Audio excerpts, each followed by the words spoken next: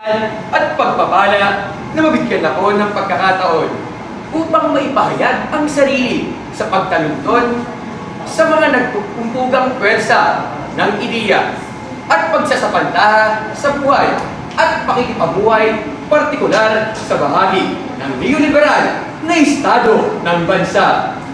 Mga minamahal kong mapanuring tagapakinig at sa pinagpipitagang lupon ng inampalan, isang makasaysayang araw sa ating lahat. Alinsuso sa kinapapalooban ng awiting, "Kay sarap talagang mangarap sa bayan kong nililiyan." Tunay nga talagang masarap mangarap sa bayan nating nililiyan sa bansa Pilipinas. Ngunit paano kung pakonti-konti ay nawawala na o nagkakaroon na ng mga negatibong pangyayari ang nagaganap sa ating lipunan, katulad na lamang ng tinatawag natin ng pag-aalis ng asignaturang Pilipino sa kolehiyo.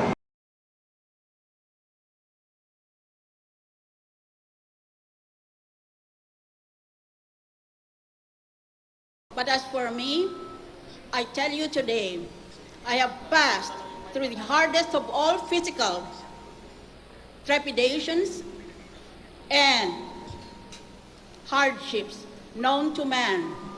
Cancer is not an easy disease to have.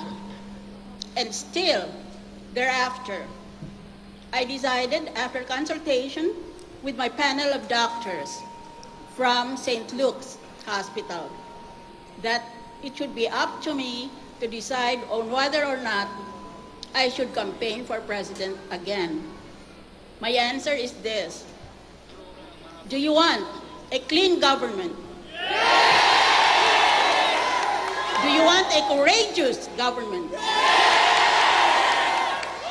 Do you want a government of, by, and for academic excellence?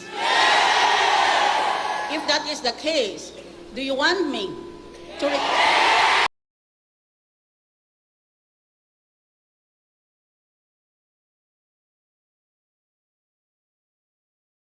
dahan-dahan at sa kaunti-unting pagpupursige ay isang malaking biyaya ang magiging ganti.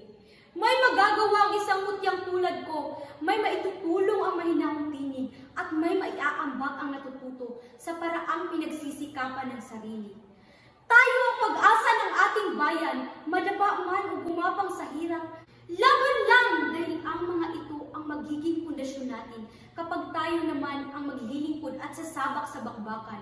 Huwag mong maliitin ang iyong sarili. May magagawa ang tulad kong lumalayo.